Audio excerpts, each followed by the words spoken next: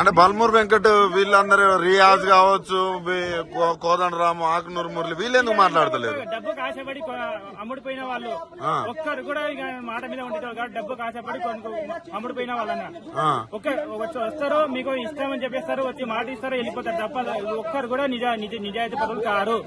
ఒక్కరు చెప్పాలంటే ఈ ధర్నాలు చేసేటోళ్ళు కూడా మీరు మొత్తం ఏదో రాజకీయం కోసమో దానికోసమే చేస్తున్నారు అంటున్నారు. రాజకీయం మాకేం అవసరం రాజకీయం గురించి? అరే మా బాధలు మేము చెప్పుకుంటున్నాం, మీ మీడియా ద్వారా మేము చెప్పుకోకుండా ఇంకెవరు? ఎట్లా ఉంది అసలు నిరుద్యోగుల పరిస్థితి ఎట్లా ఉంది? ఇగో మేము వీటికి వచ్చి ఇక 4 సంవత్సరాల నుంచి ఇక రూమ్ రెంట్ కు మరియు హాస్టల్లో ఉండి అసలు మనీ లేక ఇంట్లో అడగలేక రేపు సంక్రాంతి సీజన్ ఉంది, ఇంట్లో కూడా ఎలా వెళ్ళాలి అసలు మా బాధ అవుతుంది. ఏం చెప్పాలి? ఇంటికాడికి అయితే మా విలేజ్ వాళ్ళు అరే ఏం జాబ్ వచ్చిందా, ఏం చేస్తున్నావు అడుగుతారు. బాధేస్తుంది అన్న. వీటికి వెళ్ళి మేము ఫెస్టివల్స్ కూడా వెళ్ళాలంటే కూడా బాధ అనిపిస్తుంది.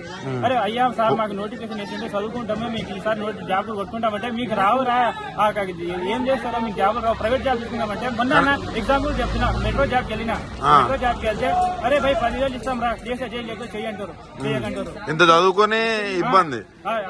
ఇంటికాడ పరిస్థితులు ఎట్లా? వ్యవసాయమేనా? వాళ్ళ పరిస్థితి ఎట్లా ఉంది? వాళ్ళు అసలు కనీసం మాకు మనీ కూడా పంపలేక రానికి కూడా 100 రూపాయలు ఇచ్చి పంపుతారన్న. ఏం చేయాలి ఇక్కడ నుండి మేము? జాబులు లేక ఏం చేయలేక, అక్కడ జాబు చేయలేక, మరి ఇక్కడ తిండి తినలేక ఏం చేయాలన్నా అసలు పరిస్థితి ఉండాలా పోవాలనిపిస్తుంది. ఓకే.